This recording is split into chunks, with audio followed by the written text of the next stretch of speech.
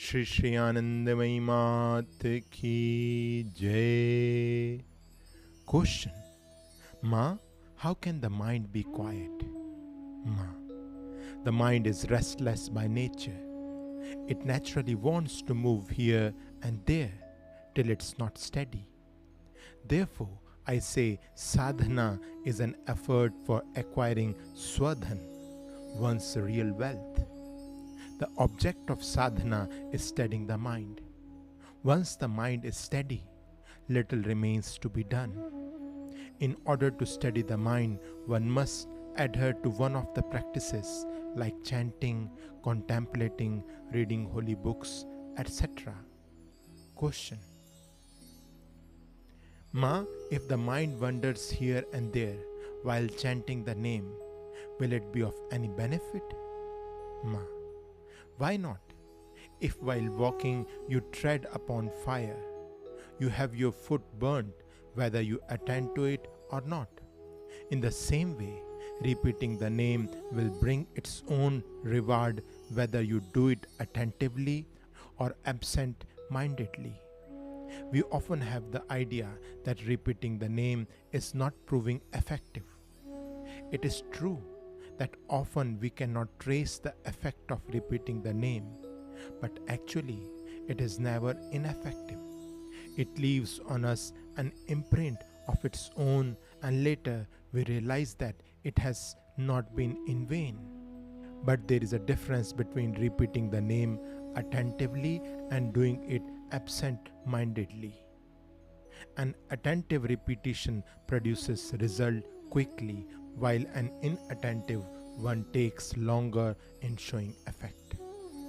But the effect is not lost. So I say it is good to repeat the name constantly. Look from the worldly point of view. People who pay more attention to worldly matters, they have more worldly knowledge. Similarly, devoting greater time to holy ideas lead to their greater spiritual development. In the beginning, you cannot chant for a long time because you don't like it. Children also are not inclined to study as they prefer to play more than to study. If the children have to be educated, they have to be forced to study in the beginning. Similarly, some force has to be applied in the beginning for continuing the repetition of name. What is needed is the formation of habit. You see, utensils encrusted with dirt require a good rubbing to scour them clean. One round of rubbing cannot free them from dirt. The more they are scoured, the cleaner they become. To strike a matchstick into flame also requires friction. No one knows when it will be lit up. It is the same with repeating the name. A continuous practice brings in the result.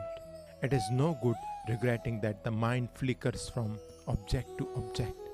The proper attitude under all circumstances is that you should no more follow the bent of your mind, which wavers despite yourself, but go on repeating the name, contrary to its tendency. You must have seen children flying the kites. Kite flies in the sky. It is not steady. Now here, now there, but it is bound to the thread. The kite stands for the mind. It has to be tied up to the thread, that is the name. Thus tied, it is bound to be controllable one day or the other. It is true that restlessness is an attribute of the mind, but it is also its nature to be calm.